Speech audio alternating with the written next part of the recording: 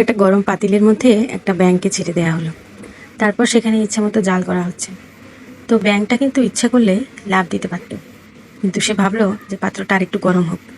তো এইভাবে সে ফুলতে থাকলো। কিন্তু এক সময় দেখা গেল যে পানিটা এত বেশি গরম হয়ে গেল যে তার শরীরে শক্তি কমে গেল, আর সে সেখান থেকে লাফ দিতে পারলো না। তো এই গল্পটা থেকে আমরা কি শিখতে পারি? এই গল্পটা থেকে আমরা শিখতে পারি যে আমাদের কখন কোন স্থান ত্যাগ করা উচিত। আসলে আমাদের চারপাশের পরিবেশ পরিস্থিতি যখন খুব বেশি খারাপ হয়ে যায়, তখন আমাদের উচিত সেই স্থান ত্যাগ করা। আর আমরা যদি সেই স্থানে বেশিক্ষণ থাকি, তাহলে পরিস্থিতিটা এমন হয়ে দাঁড়ায় যে সেখান থেকে আমরা পরবর্তীতে ইচ্ছা করলেও আর বের হতে পারি না। তো যাই হোক, এরকম একটা গল্প দিয়ে শুরু করলাম। তো এইটা ছিল রংপুর চিড়িয়াখানা। বেশ কিছুদিন হলো আমরা বাবু মাঝে মাঝে জেদ ধরে চিড়িয়াখানা যাওয়ার জন্য। মানে ওকে আমি মাঝে মাঝে একটু ঘুরতে নিয়ে যাই ও রিফ্রেশের জন্য।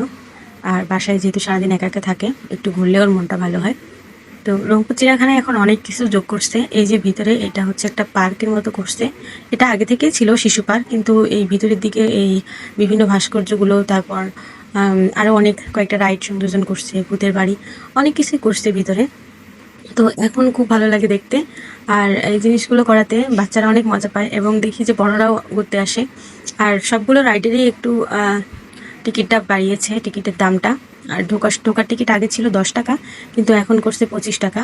আর এই শিশু পার্কটাতে ঢোকার আগে টিকিট ছিল মাত্র 5 টাকা, কিন্তু এখন সেটা করছে 10 টাকা করে।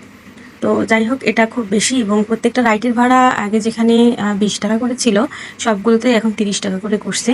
যার কারণে একটু মানে সুন্দর করছে, কিন্তু জাতীয় শিশু পার্ক মানে জাতীয় হচ্ছে চিড়িয়াখানা হিসাবে একটু বেশি হয়ে গেছে।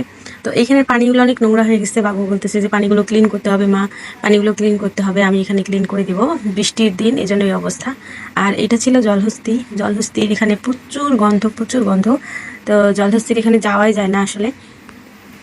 যাই হোক, চিড়িয়াখানা অনেক সুন্দর করছে, আপনারা চাইলে ঘুরে আসতে পারেন। আগে যেমন চিড়িয়াখানায় গেলে একটা কেমন একটা উটকো গন্ধ লাগতো, তো এখন আর সেটা নাই। প্রত্যেকটা খাঁচা নতুন সুন্দর করে করছে, মানে খাঁচাগুলোতে কালার করছে, এবং অনেক সুন্দর করে করছে, আকর্ষণীয় করছে আর কি।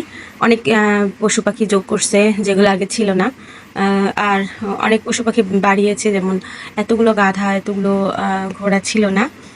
সবগুলো কিছু কিছু হচ্ছে জিনিস বাড়িয়েছে।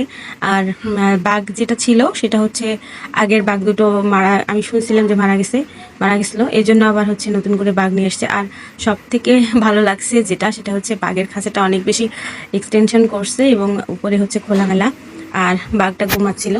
যাই হোক, সব কিছু মিলেই চিড়িয়াখানার পরিবেশ এখন মোটামুটি অনেক ভালো। আগে একটা সময় ছিল যে চিড়িয়াখানায় গেলে শুধু কবুতরা ঘুরতো আর কি, কিন্তু এখন দেখছি মানুষ অনেক একটু ভদ্র হচ্ছে। তো আছে কিনা জানি না, ভিতরের দিকে ওইভাবে যাওয়া হয় না। তো আমরা তো যাই বাচ্চাদেরকে নিয়ে। যাই হোক, আগের থেকে চিড়িয়াখানার পরিবেশ অনেক ভালো হয়েছে। তো আপনারা চাইলেই যেতে পারেন। আর এত বড় এরিয়া রংপুরের মধ্যে ভালোই লাগে। আর বাচ্চাদের জন্য আসলে চিড়িয়াখানা দেখার তো কিছুই নেই এইসব বাচ্চাদের জন্য, তবে ভিতরে শিশু পার্কটা অনেক সুন্দর করছে, যার কারণে ভালো লাগে দেখতে।